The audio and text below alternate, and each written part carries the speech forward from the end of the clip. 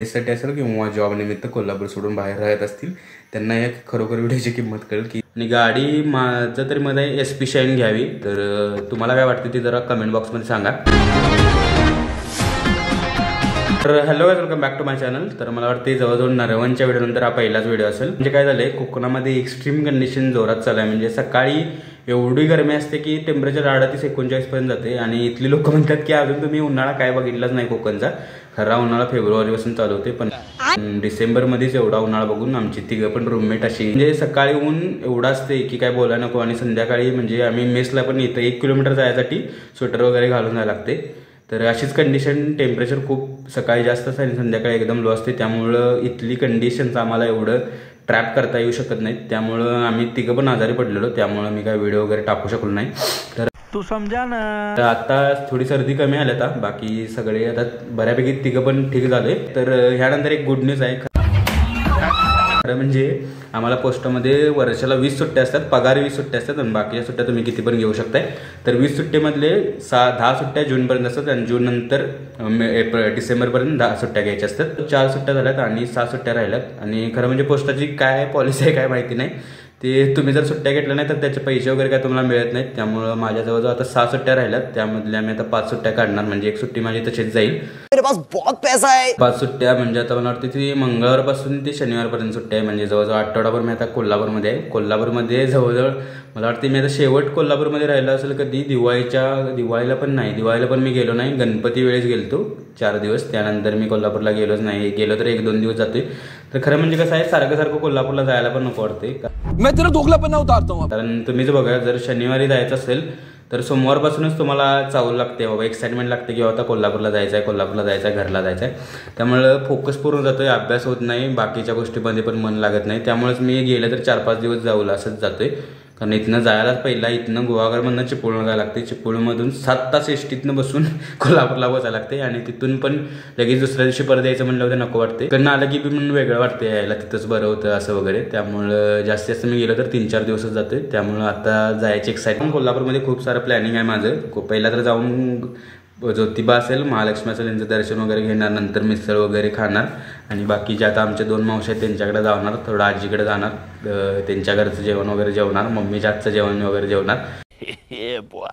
तर फुल on excitement आहे. तर बघू कोल्हापूरमध्ये जाऊन काय काय होते. ग्रॅज्युएशन सेरेमनी पण होता, त्याला पण मला जायचं होतं. पण मी काय केलं, डिपार्टमेंट ऑफ पोस्टमध्ये आहे त्यामुळे मी पोस्टलच अप्लाय केलं.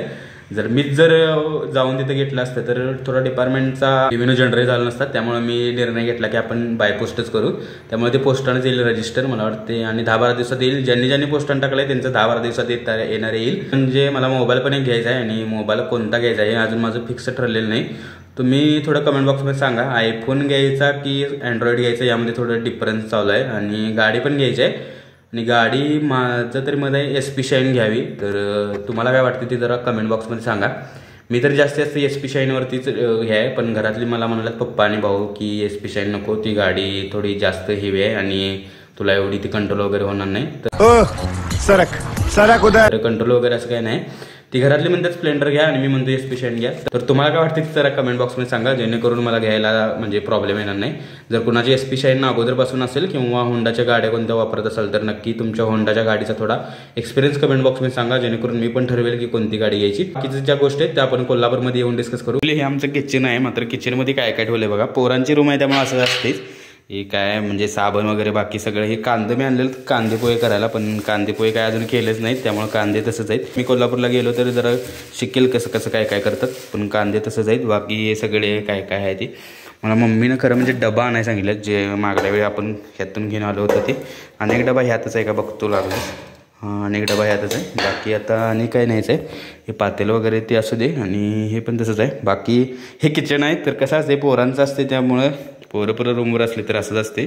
ऐसा तो सोचने का सवाल ही नहीं उठता था. कपडे वगैरे मग काय जास्तीत जास्त आता मला वाटतं आठवडाभर राहायचं आहे त्यामुळे थोडं जास्तच घेऊन गेलं पाहिजे. मोठी बॅग आहे ही तरी काय नेऊन चालणार नाही. आता हीच न्यायला पाहिजे. ही न्यायची की सॅक न्यायची काहीच कळण झाली. बघू, बहुतेक हीच बॅग नेलेली बरं होईल. त्यात लॅपटॉप वगैरे सगळं बसेल. तर मला वाटते चिपळूणमधून 3 लाईस्ट आहे, म्हणजे कमीत कमी मला 12:30 इथनं जायला पाहिजे. आणि परवा दिवशी सुट्टी आहे त्यामुळे एसटीला गर्दी खूप असेल.